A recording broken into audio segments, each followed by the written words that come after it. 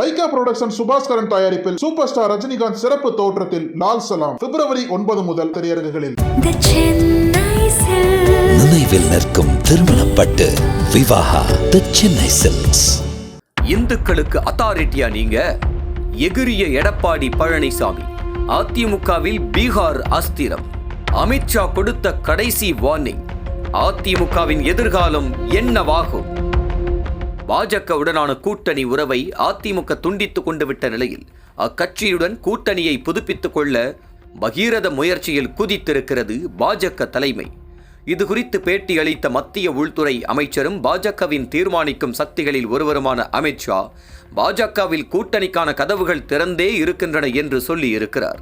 ஆனால் அமித்ஷாவின் கருத்தை மறுத்து பேசிய அதிமுகவின் முன்னாள் அமைச்சரும் எடப்பாடி பழனிசாமியின் மனசாட்சியமான ஜெயக்குமார், பாஜகவில் கூட்டணி கதவுகள் திறந்து வைக்கப்பட்டிருக்கலாம், ஆனால் பாஜகவுக்கான கதவுகள் அதிமுகவில் எப்போதோ அடைக்கப்பட்டு விட்டது. இனி எந்த சூழலிலும் அக்கட்சியுடன் கூட்டணி இல்லை என்று தீர்மானம் போட்டுள்ளோம் என்று பதிலடி தந்திருக்கிறார் ஜெயக்குமார். அதிமுகவின் இந்த பதிலடி குறித்து தமிழக பாஜக தலைவரிடம் கேள்வி எழுந்தபோது, பாஜக தலைமையை ஏற்று எந்த கட்சியும் எங்களுடன் கூட்டணிக்கு வரலாம், அதற்காக எங்கள் கதவுகள் திறந்திருக்கின்றன என்கிற அர்த்தத்தில்தான் அமித்ஷா சொல்லி இருக்கிறார். அதிமுகவை அவர் சொல்லவில்லை. ஆனாலும் கடைசி நேரத்தில் கூட்டணி மாறலாம் என்றிருக்கிறார் அவர்.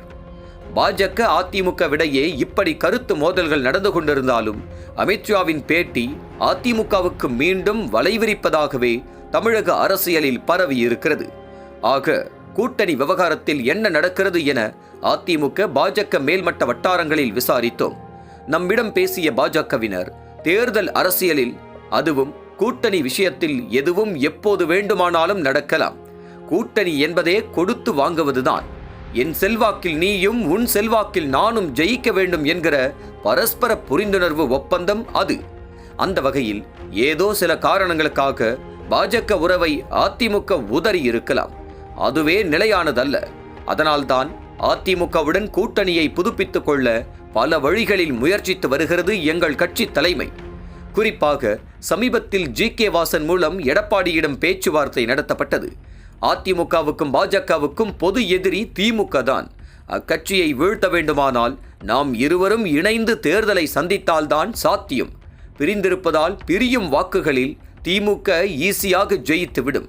அதாவது திமுகவுக்கு எதிரான வாக்குகள் சிதறினால் அக்கட்சி எளிதாக ஜெயிக்க சான்ஸ் இருக்கிறது. இதனை நீங்கள் உணர வேண்டும் என்பதை வாசன் மூலம் எடப்பாடிக்கு எடுத்துச் சொல்லப்பட்டது. ஆனால் அதிமுகவை கடுமையாக விமர்சிப்பவரை மாநில தலைவராக பாஜக வைத்திருப்பதும், பாஜகவின் அதிக எதிர்பார்ப்பும், பாஜகவுடன் கூட்டணி வைப்பதால் சிறுபான்மையினரின் வாக்குகள் அதிமுகவுக்கு கிடைக்காமல் இருப்பதும் உள்ளிட்ட பல்வேறு காரணிகளின் அடிப்படையில் இனி கூட்டணி இல்லை என்பதை அதிமுக பொதுக்குழுவில் தீர்மானம் நிறைவேற்றியிருக்கிறோம். அதனால் மீண்டும் கூட்டணிக்கு வாய்ப்பில்லை என வாசனிடம் தெரிவித்துவிட்டார் எடப்பாடி. இந்த பதிலோடு டெல்லிக்கு விரைந்த வாசன் அமித்ஷா மற்றும் ஜே.பி. நட்டா ஆகியோரை சந்தித்து எடப்பாடி பழனிசாமியின் முடிவை தெரிவித்திருக்கிறார். அப்போது சில புள்ளி விவர கணக்குகளை போட்டு இதனை மீண்டும் எடப்பாடி பழனிசாமிக்கு நினைவூட்டுங்கள் என வெளிப்படுத்தியுள்ளார் அமித்ஷா. அந்த விவரங்களை வாசன் எடப்பாடிக்கு தெரியப்படுத்தி இருக்கிறார். அதனால் தேர்தல் தேதி அறிவிக்கப்பட்ட பிறகு கூட்டணிகள் மாறியிருக்கிறது. அதற்காக சில அஸ்திரங்களை கடைசி நேரத்தில் அதிமுகவை நோக்கி அமித்ஷா வீசக்கூடும். அதாவது எதிர்க்கட்சிகள் ஒன்றிணைந்து உருவாக்கிய இந்தியா கூட்டணியில் முக்கியஸ்தராக இருந்த பீகார் முதல்வர் நிதிஷ்குமாரை அங்கிருந்து வெளியேற்றி மீண்டும் பாஜகவுடன் கூட்டணி வைக்க என்ன மாதிரி அஸ்திரம் வீசப்பட்டதோ அதே அஸ்திரம் அதிமுகவுக்கும் வீசப்படலாம். அப்போது கூட்டணிகளின் காட்சிகள் மாறக்கூடும் என்று சுட்டிக்காட்டுகிறார்கள் பாஜகவினர். எடப்பாடிக்கு நெருக்கமான சீனியர் லீடர்கள் சிலரிடம் விசாரித்த போது ஜி.கே. வாசனிடம் மட்டுமல்ல, அதிமுகவின் முன்னாள் மந்திரிகள் எஸ்.பி. வேலுமணி, தங்கமணி, புதுக்கோட்டை விஜயபாஸ்கர் மூலமாகவும் பாஜக தலைமை சில தகவல்களை தெரிவித்திருக்கிறது. அதில் சில புள்ளி விவரங்கள் இருக்கின்றன. அதாவது தமிழகத்தில் பாஜகவுக்கு மட்டும் தற்போது 8% வாக்குகள் இருக்கிறது. அதேபோல சிறுபான்மையினரான முஸ்லிம்களுக்கு 1.5%, கிறிஸ்தவர்களுக்கு 1.5% என 3% வாக்குகள் இருக்கிறது. அந்த 3% வாக்குகளுக்காக 8% இந்துக்களின் வாக்குகளை அதிமுக புறக்கணிக்கலாமா? அப்படி புறக்கணிப்பது எப்படி சாதுரியமான தேர்தல் ஞானமாக இருக்க முடியும்? அதனால் இதனை சொல்லி எடப்பாடி பழனிசாமிக்கு புரிய வையுங்கள் என பாஜக அழுத்தம் தருகிறது. முன்னாள் அமைச்சர்களும் இதனை எடப்பாடியின் கவனத்திற்கு எடுத்து வந்துள்ளனர் என்கிறார்கள் அதிமுக சீனியர்கள்.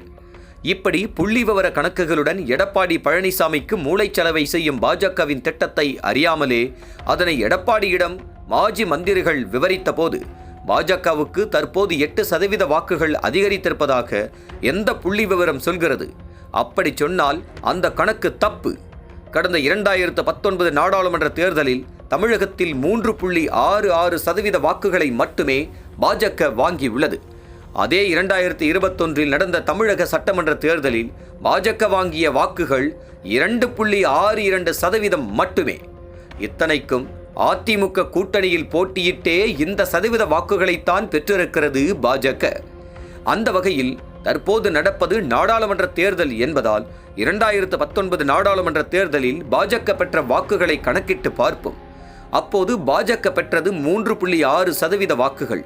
அதில் அதிமுக, பாமக, தேமுதிக, புதிய தமிழகம், தமாக கட்சிகளின் வாக்குகளும் இருக்கத்தானே செய்யும்.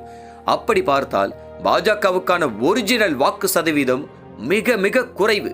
அதனால் தற்போது 8% வாக்குகள் அதிகரித்திருப்பதாக சொல்வது தவறான கணக்கு. அதே போல பாஜகவை கூட்டணியில் வைத்துக் கொண்டால்தான் இந்துக்களின் வாக்குகள் அதிமுகவுக்கு கிடைக்கும் என்பதல்ல. ஏன்னா தமிழகத்தில் இந்துக்களுக்கான ஒட்டுமொத்த அத்தாரிட்டி பாஜக கிடையாது என்று தங்கமணி வேலுமணியிடம் பாஜக கணக்கை மறுத்து பேசியிருக்கிறார் எடப்பாடி பழனிசாமி. எடப்பாடி மறுத்து பேசிய இந்த கூட்டல் கழித்தல் கணக்கு பாஜக தலைமைக்கு பாஸ் செய்யப்பட்டிருப்பதாகவும் அதிமுக தரப்பில் சொல்லப்படுகிறது. இனி என்ன செய்ய போகிறார் அமித்ஷா என்பதுதான் $1,000,000 கேள்வி என்கிறார்கள் அதிமுகவினர். நக்கீரன் டிவிக்கு சப்ஸ்கிரைப் செய்யுங்கள். உங்கள் ஆதரவே எங்கள் பலம். ஆசிரியர்களுக்கு நண்பனாகவும் மாணவர்களுக்கு ஆசானாகவும் திகழும் தேர்வு வழிகாட்டி. ஒவ்வொரு பாடத்திற்கும் அனுபவமிக்க ஆசிரியர்களின் துல்லியமான தெளிவான விடைகள். CNC இருக்கு, தேர்வு பயம் எதற்கு? இது தீரன் பப்ளிஷிங் ஹவுஸ் விற்பனை வெளியீடு.